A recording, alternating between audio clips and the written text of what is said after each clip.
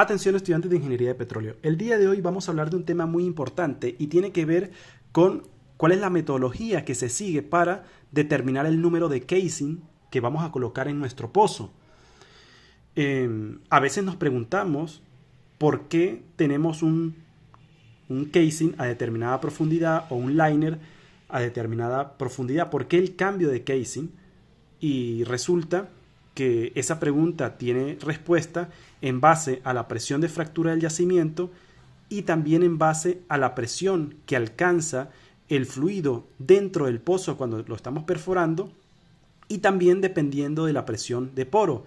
Fíjense, acá a la profundidad máxima del pozo pudiésemos conocer la presión que generaría el fluido de perforación. Aquí tenemos la presión de fractura. Fíjense que no alcanza la presión de fractura, pero ¿cuál es el detalle? Que debemos ser precavidos y entonces nos preguntamos, ¿a qué profundidad? Fíjense, este es el perfil de la presión de fractura. ¿A qué profundidad se pudiese fracturar el yacimiento con la máxima presión del fluido en el pozo?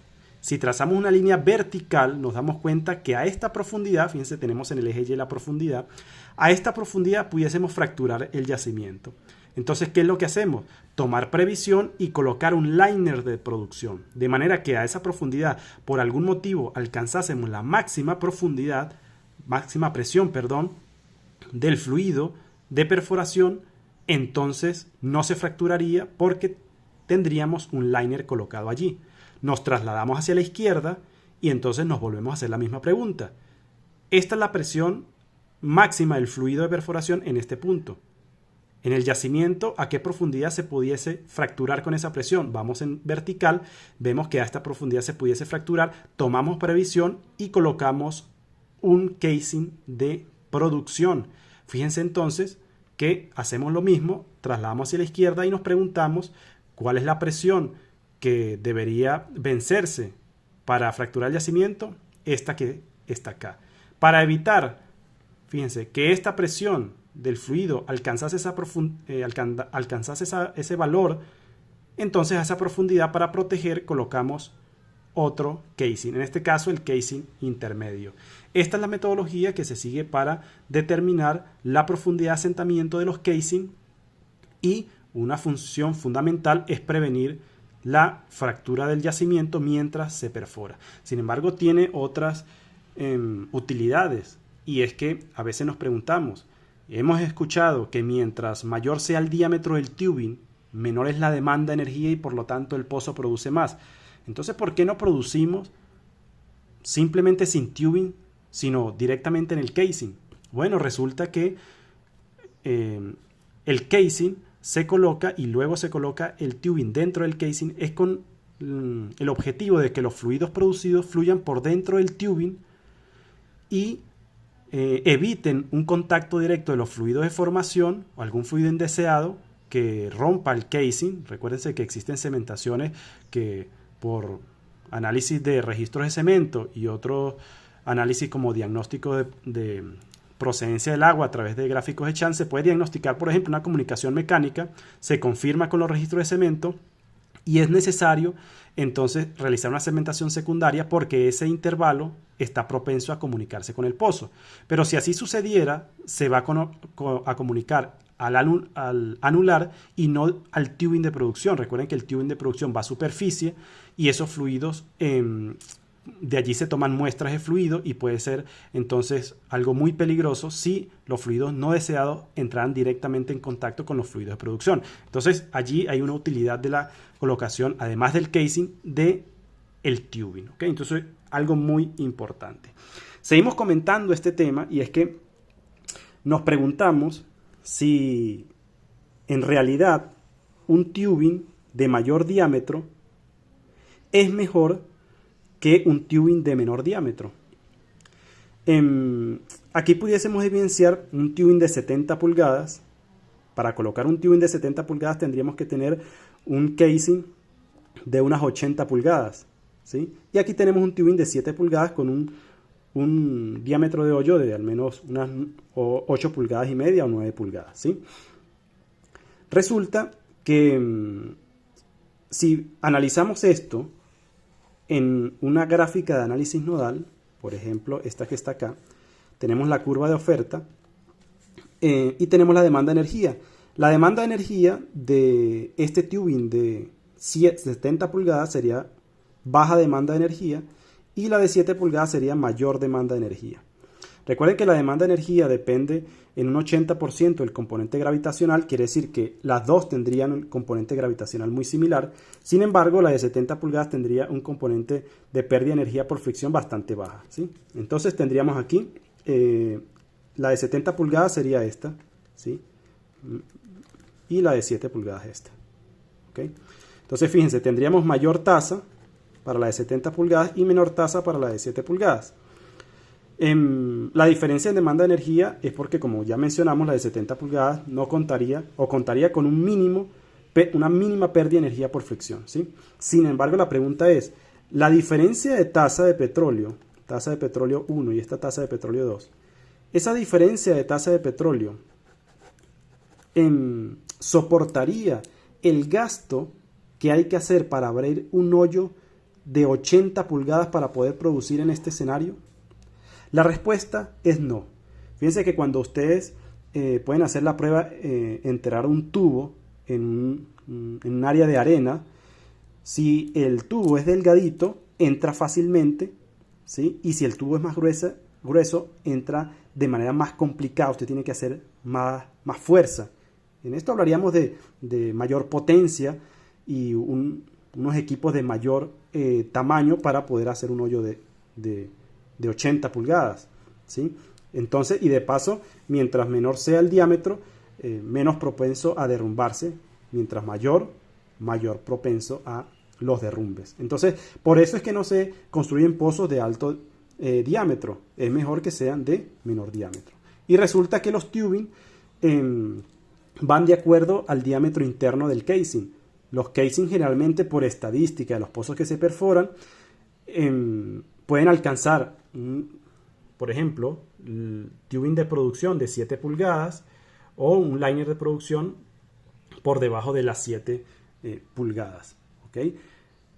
Y los tubing, por ejemplo, de 2/7 octavos a máximas profundidades de 8000 pies, por ejemplo. Entonces, hay una estadística que nos brinda más o menos los diámetros de los casing de producción o liner de producción y los tubing, ¿ok? Entonces, esto es para quienes se preguntan sobre la posibilidad de hacer sensibilidades en tubing y poder producir más. No, siempre hay un límite y esto va a depender del diámetro interno del casing.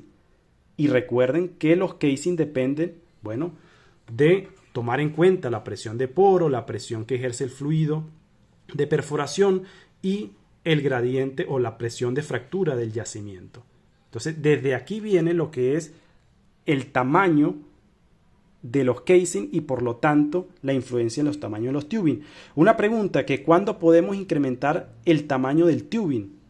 El tamaño del tubing lo podemos incrementar en caso que exista la posibilidad de hacerlo, porque recuerden que además del diámetro interno del casing existe un empaque que hay que colocar y eso pues marca un límite también con el diámetro externo del tubing.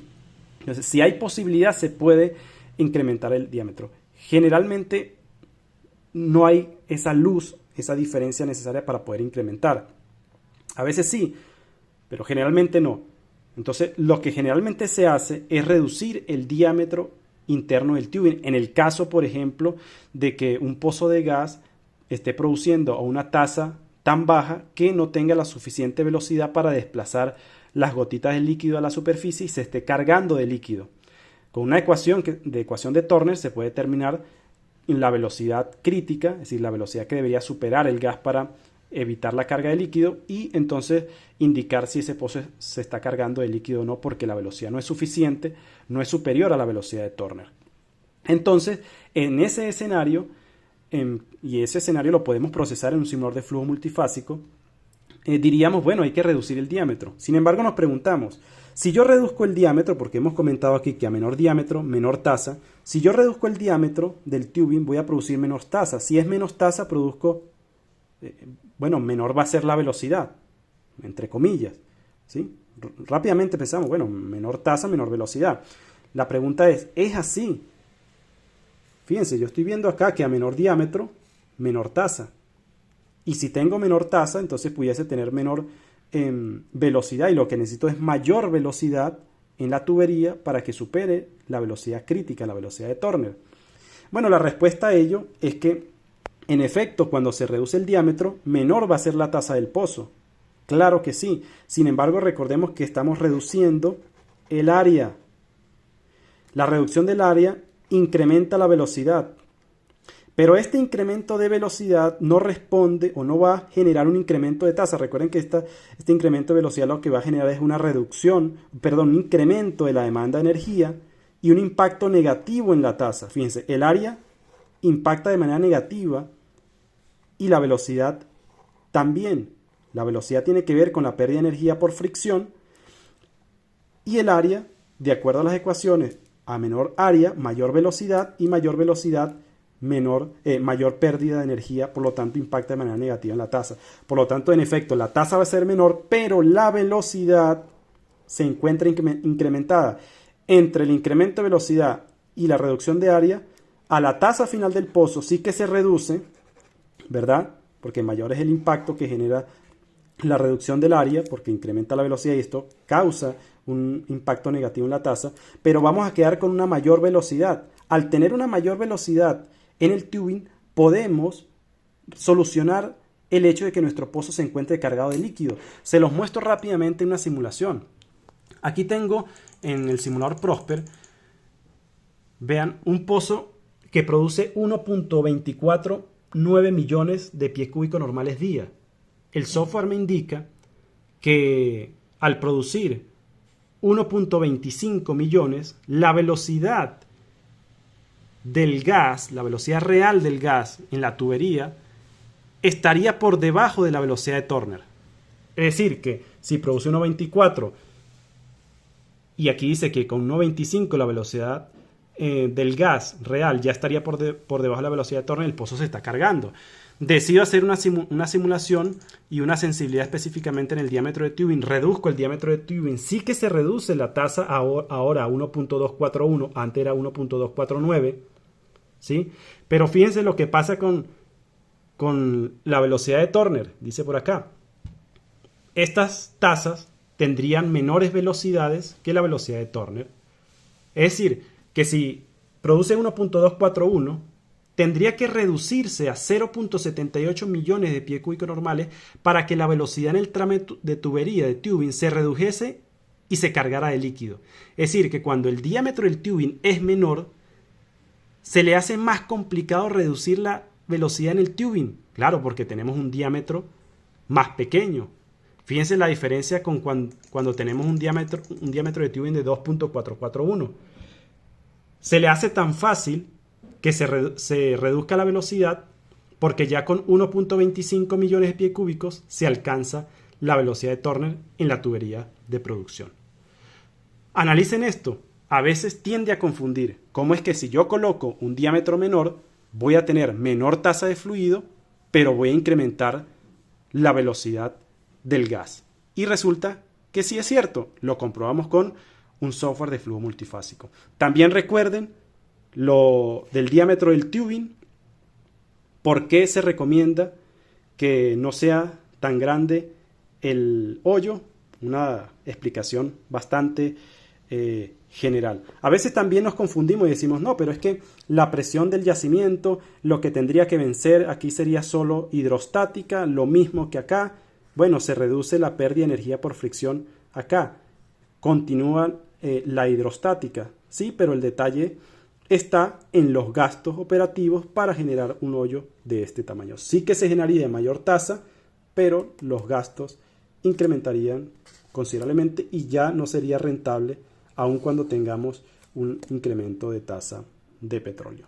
Esto fue una recomendación de HC Petrocursos. Hasta la próxima.